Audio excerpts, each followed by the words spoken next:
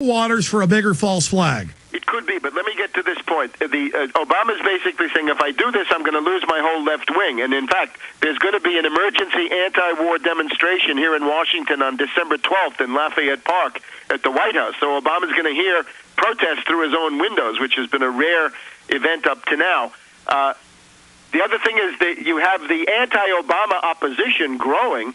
The Rogue Network would like to endow that opposition with Islamophobia, hatred of Arabs, hatred of Muslims, and so forth. You look at what Limbaugh, Hannity, O'Reilly, Glenn Beck, and so forth are doing.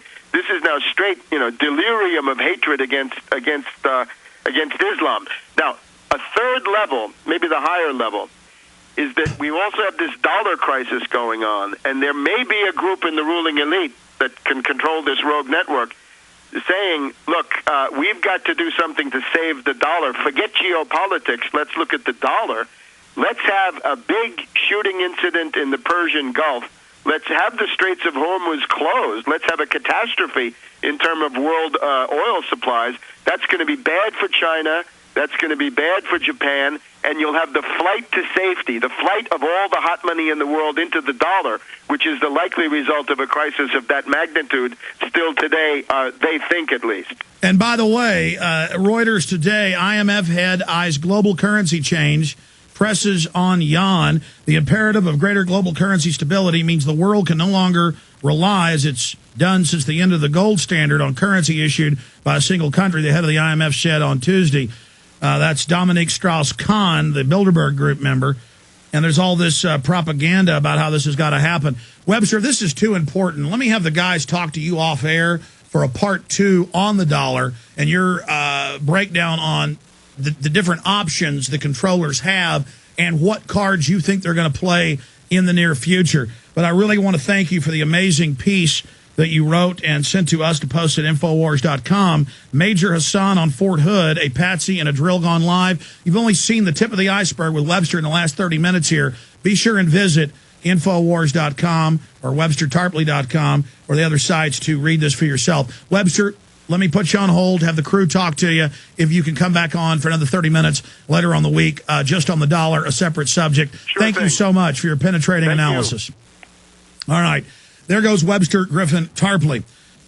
Shifting gears, I have a giant stack of news I haven't even blitzed yet. Speaking of the Taliban being a staged operation, the Times of London and others, MSNBC, reported on the airlift of evil in January and February of 2002, how 6,000 Taliban and al-Qaeda commanders were flown out to safety to Pakistan by the CIA.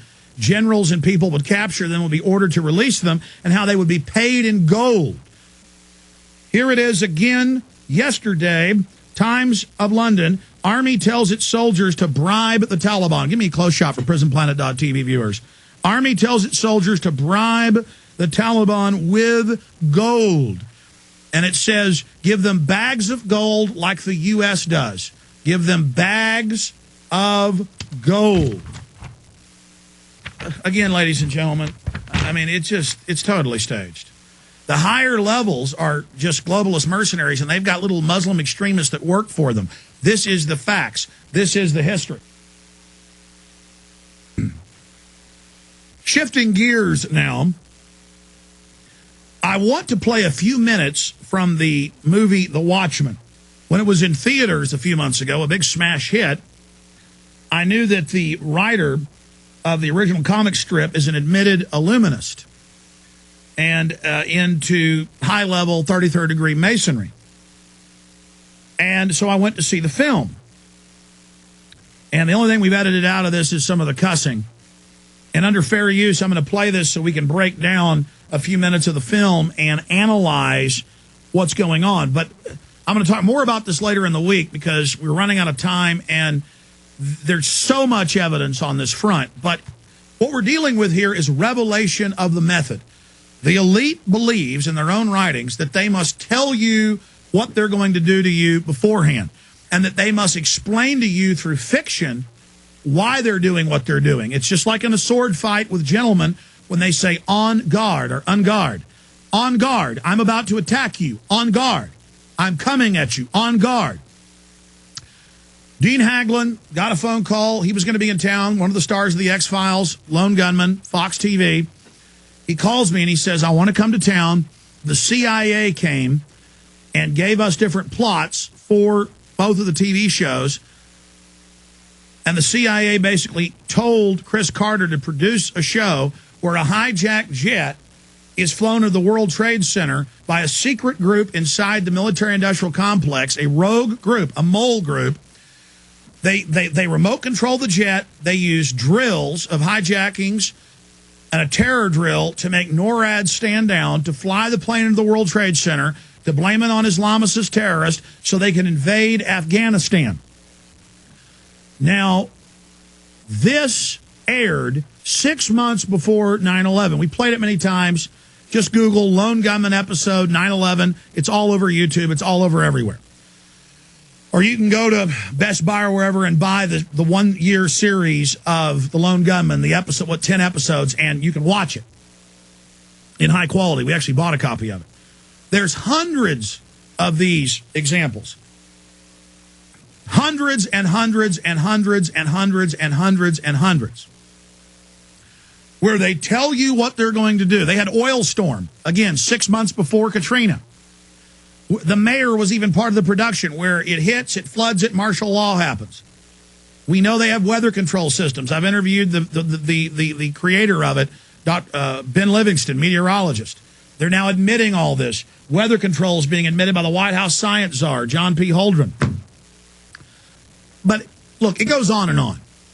The issue here is psychopaths love to brag. They love to taunt the police. They love to toy with people. This is their modus operandi. Now, when you go watch this 2-hour film, and don't show it to children, it's very violent, especially the director's cut, the widescreen edition. But you should watch it, because when I walked out of the theater, almost everyone was saying, I don't get it. I don't understand it. I saw review after review after review that said, no one understands this. This would be like showing someone 2 + 2 = 4 and they don't understand it. They explain in the movie that this Mandamus character, who's like the Luciferian enlightened one, that he stages terror attacks and blows up all these world cities, killing millions and millions of people, so that the world will come together for a world government. And he admits they staged World War I, World War II, the Cold War. It's all staged to bring in this one world government so there'll be total peace. Now, the only true superhero in it, Dr. Manhattan, who can create planets, do whatever he wants, be anywhere in the universe, he is trying to stop whoever's blowing up U.S. cities until he finally catches his former partner. And that's the scene we're going to play, where he catches him and he explains, I had to do it to create unity. And then Dr. Manhattan says, oh, you're right, I understand. And the moral person, Rorschach, who goes out and kills child molesters and people, he's the bad guy at the end. And they go, yes, you're trying to stop child molesters. That's earlier in the movie. You are the bad one. You don't like raping children and dogs eating their rotten bodies. You are bad. And Dr. Manhattan kills him.